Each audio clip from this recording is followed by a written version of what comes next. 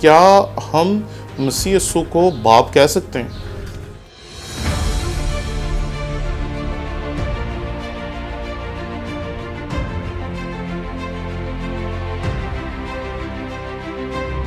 हमारे चैनल को लाइक करें, शेयर करें, सब्सक्राइब करें और अगर आपको पसंद आए तो हमारे इन वीडियोस के लिंक्स को लेकर आप अपने दोस्तों, अजीज़ों और रिश्तेदारों तक भी पहुंचाएं, ताकि उन लोगों तक भी खुदावंद का कलाम पहुंचाने में आप हमारे साथी हो सकें जो शायद हमारे चैनल को अभी नहीं देखते या मुझे नहीं जानते और शायद उन्होंने आज तक हमारे चैनल को देखा नहीं है, ताकि वो भी हमारे चैनल को लाइक करें, शेयर करें, सब्सक्राइब करें, ताकि वो भी खुदावंद के कलाम को सीखने के इस सिलसिले में शरीक हो सकें।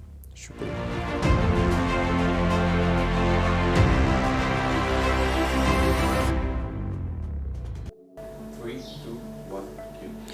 मसीह यीशु के अजीम और जलील नाम में आपकी सलामती हो। मेरा नाम पादरी प्रोफेसर टोनी विलियम है।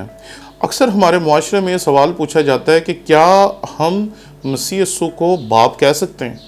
जब हम बच्चे थे तो बचपन में हमें भी सिखाया गया था जीसस पापा या यीशु बाप, और हम बचपन में इसी तरीके से दुआ करते थे और बच्चों को भी इसी तरीके से सिखाया करते थे। लेकिन वक्त के साथ साथ जब हमने खुदावंद के कलाम को पढ़ा और समझा तो फिर हमें पता चला कि हमें किताब मुक़द्दस में ये वाज़ेह तौर पर मिलता है कि खुदा ने दुनिया से ऐसी मोहब्बत रखी कि उसने अपना इकलौता बेटा बख्श दिया ताकि जो कोई उस पर ईमान लाए हलाक ना हो बल्कि हमेशा की ज़िंदगी पाए।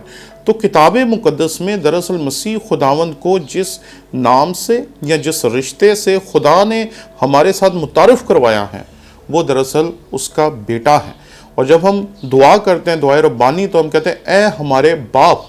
तो जब हम बाप को मुखातिब करते हैं, खुदा को मुखातिब करते हैं और जब हम मसीह को मुखातिब करते हैं तो इसमें एक तफरीक कायम करना बहुत ज़रूरी है। अगर कोई कहे कि हम मसीह यीशु को बाप कह सकते हैं तो मेरे नज़दीक ये दुरुस्त नहीं है, लेकिन हम कहते हैं बड़ी शिद्दत के साथ, बड़ी कसरत के साथ, अपने बच्चों को भी सिखाते हैं और सब कुछ करते हैं, लेकिन मेरे नज़दीक ये दुरुस्त नहीं है। क्योंकि गो के मसीह यीशु परवरदिगार है, गो के मसीह यीशु हमारा खालिक है, उसने हमें बनाया, हमारी देखभाल करता है और हमारी परवरदिगारी की वजह से हम उसे बाप कह सकते हैं। लेकिन चूँकि आप किताब मुक़द्दस के मुताबिक पूछ रहे हैं कि उसे बाप कहना दुरुस्त है या नहीं दुरुस्त, तो जब आप किताब मुक़द्दस के मुताबिक पूछेंगे तो ये दुरुस्त नहीं है। क्योंकि जो बाप है उसे किताब मुक़द्दस ने वाज़ेह तौर पर कहा कि वो बाप है। जो बेटा है उसके बारे में किताब मुक़द्दस में वाज़ेह तौर पर मिलता है कि वो बेटा है। जो रूहुल कुद्स है उसे वाज़ेह तौर पर बताया गया कि वो रूहुल कुद्स है, लेकिन कभी भी इनको एक दूसरे की जगह पर शिफ्ट नहीं किया गया। इसलिए हमें इस हकीकत को याद रखना चाहिए कि पहले दिन से जब हमारा बच्चा पैदा होता है तो हम उसको अपने मसीही ईमान के मुताबिक दुआओं के ज़रिए से, किताब मुक़द्दस की तलावत के ज़रिए से और अपने अपने चर्च सिस्टम के मुताबिक जब कलीसिया के ईमान से मुतारिफ़ करवाते हैं तो फिर हमें उसे दुरुस्त ईमान से मुतारिफ़ कराना चाहिए और उसको हमें ऐसी कोई चीज़ ना सिखानी चाहिए और ना किसी को सिखाने की इजाज़त देनी चाहिए जो उसके ईमान को पैदाइश ही से या बचपन ही से बिगाड़ देता है।